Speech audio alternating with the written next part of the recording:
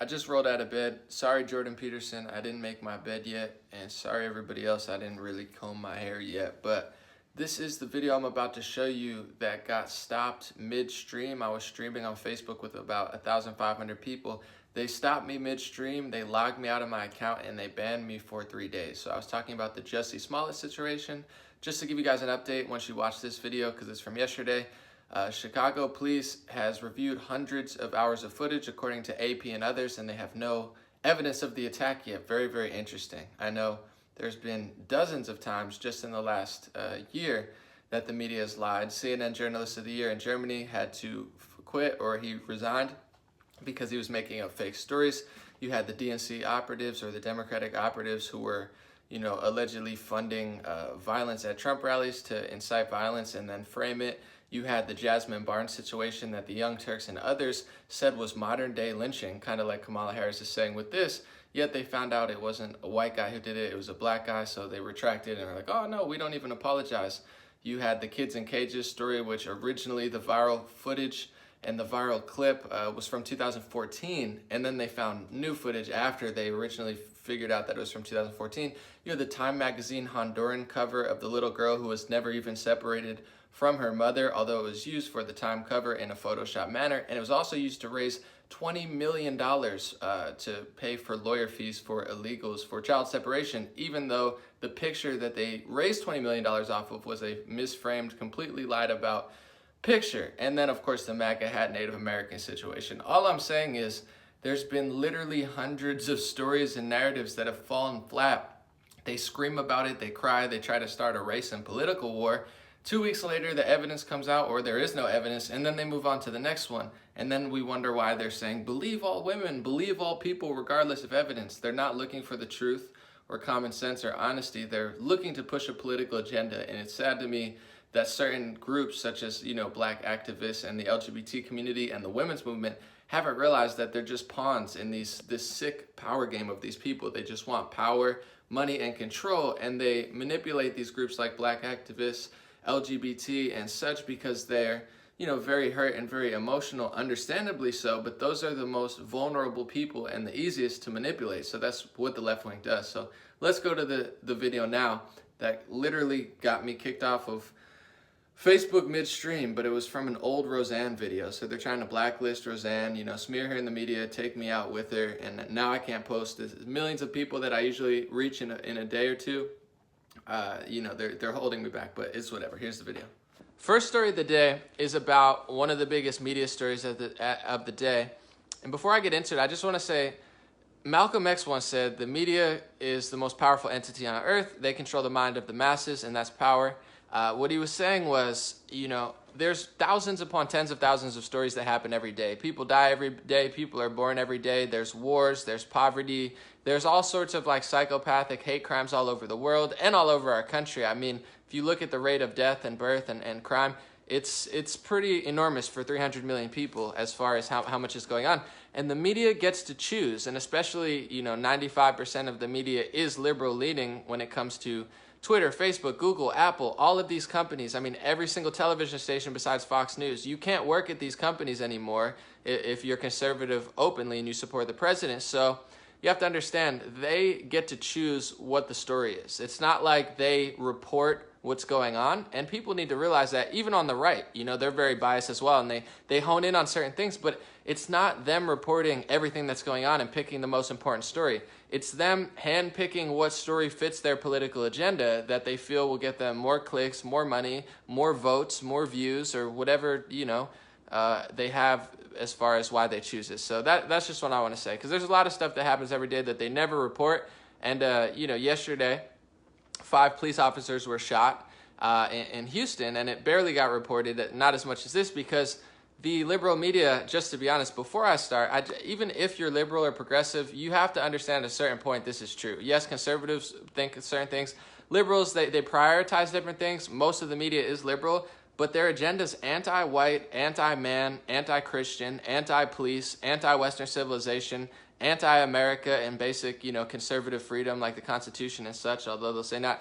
So they're never going to choose stories outside of that box, which is why the Native American story blew up, because they thought it was a white kid with a MAGA hat. It's like they're drooling over that. They're like, yes, we could start a racial and a political war at the same time.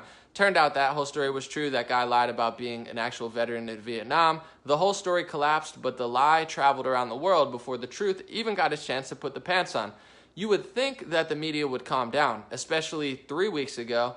They falsely reported Jasmine Barnes was a little, I believe, black girl who got murdered. Very sad.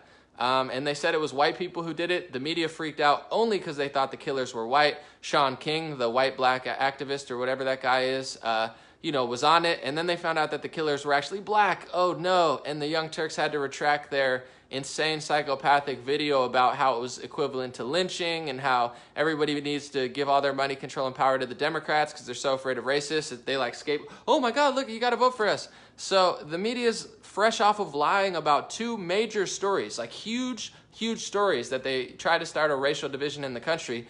They're fresh off lying about those. You would think that they would have some sort of, they would slow down their path. But let's get to the story now. I just wanted to hype it up with all that. So Jussie Smollett is, I guess, an actor on Empire. I guess he's a gay black man. Good for you, Jussie. God bless you for being yourself. And he experienced what they're thinking is a hate crime. So how they reported it early on is they said that he was attacked in a hate crime at 2 a.m. in Chicago. They said they poured some sort of chemical substance on him. They said that he had a rope wrapped around his neck, and they screamed homophobic slurs at him and said, "This is MAGA country." And then he left in great condition. So the whole story at the beginning, first of all, I just want to tell you the truth, which a lot of people on both sides, I wasn't there. I don't know what happened. And also the full reporting is not out yet. He has not spoken.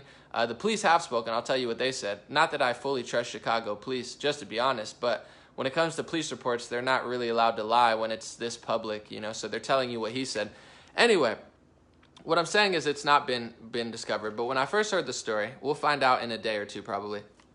When I first heard the story, I was like, this is a fake story. I could just tell automatically because, first of all, Chicago, 2 a.m., like there's just whites. First of all, Chicago's not MAGA country, it's Democrat country, which is why black people are killing each other at a highly enormous rate in Chicago because Democrats own and control it. And whenever they take over the city, you have high taxes, amusement taxes on video games, you have higher murder rates, even though gun control is at its high rate.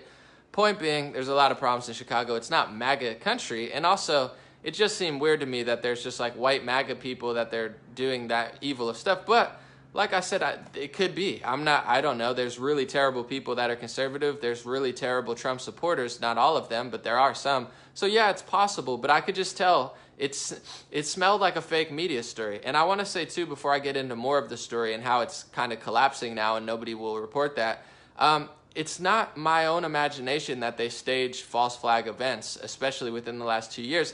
Project Veritas uncovered that there were Democratic operatives that literally said, let's go to a Trump rally. We're going to film someone, we're going to yell at them or whatever and basically stage violence. This is not a conspiracy theory. This is not me being a conspiracy theorist. This is a fact. They were caught staging violence at Trump rallies. So this has happened so much. I mean, here's a Daily Mail article from late 2018. Black college lacrosse player arrested for spraying N-word and swastika graffiti targeting himself and other minorities. So there's been dozens of fake hate crimes where they're spraying the N-word and swastikas all over, and then they look at the video footage, it turns out being a black guy. Of course, white people do dumb stuff too, and they could do it. All I'm saying is, let's get to the story before we make something up, because it's not like my figment of imagination that fake hate crimes happen. I mean, people are nutty. You can't tell left from right anymore. So I could tell the story smelled weird. I'm like, MAGA people in Chicago holding a noose around a gay guy. So anyway, TMZ reported that they shouted, "This is MAGA country." It came out in the Daily Beast, and this is not right-wing news. Daily Beast is like far left. I mean, they don't tell the truth unless they have to over there. They're reporting now that the police, that never happened. So they never shouted MAGA country, and also the police have no reports of the people actually being white. I'm taking clips from Reason and Daily Beast, two different articles. According to the victim, the offenders' faces were concealed. We have no record of them shouting. MAGA. Only them shouting homophobic and racial slurs. So I'm not sure where TMZ got the information from, but when Chicago police have to file a police report, especially something this public, they're not going to lie about, although I'm sure they lie about smaller things. Not all of them, some of them. Anyway, I just don't trust Chicago. I feel like it's a corrupt city, and the politics there are core deep corruption. Where did TMZ get this reporting from? Because now they've started a whole bag of worms, or whatever you want to call it, over something that probably never happened. So I just don't understand why they did that, or where they got that from, or why they thought that that was a good idea. And when are they going to stop? That's my question. Like, when does the media stop lying? And like, what's going to have to happen? Do they have to get sued? Does a big event have to happen in America that knocks them back a few steps, where they're like, oh, okay, now, but like, they're just ridiculous liars. So before I move on to the next story, I'm going to say a few things. First of all, let's be patient and calm. Wait till the rest of the story plays out before we jump to conclusions on either side, because the attackers could be terrible white people. It's very possible. They could be terrible conservatives. It's very possible.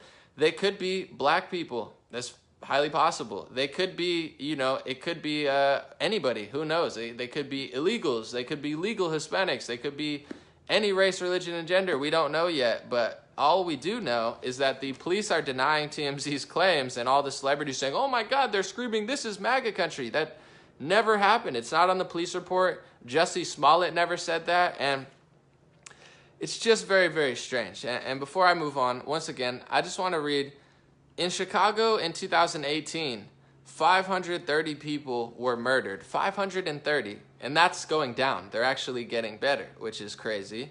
The victims were ranging from age 1 to 93. So you're talking about 530 people murdered in Chicago. They never talk about it. It's in many cases worse than places in the Middle East. It's very, very bad there in certain areas. They're just killing each other every day.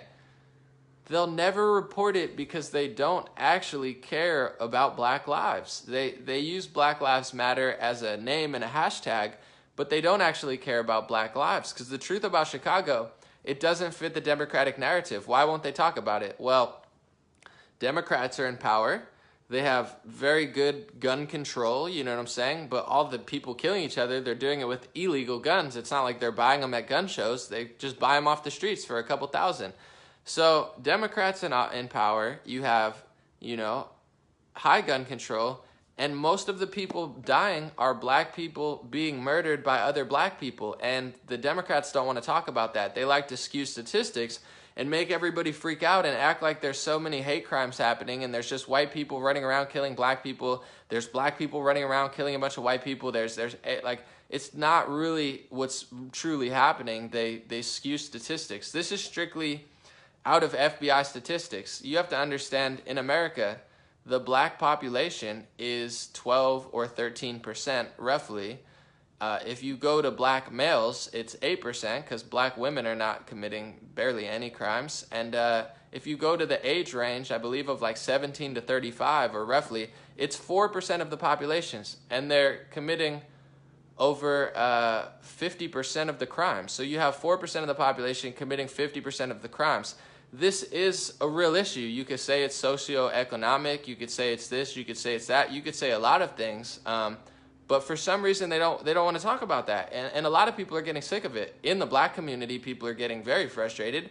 Hispanics are annoyed. White people, Asians, Indians, it doesn't matter. American citizens, we're tired of people lying about it. It's like, it is a big problem. And a lot of people such as Larry Elder and others, Larry Elder, who's from Compton, but he's conservative, he says that there's 2 or 3, factors that show how successful you're going to be in life over time. These are studies, I don't know how accurate they are, but, it's your parents staying together, getting a high school education, and I believe there's one more. And I'm no saint. I'll just be honest. My parents were divorced. I'm a product of a divorced family, but my 2 biggest privileges were not my skin color. My privilege was my mom actually cared about me, just...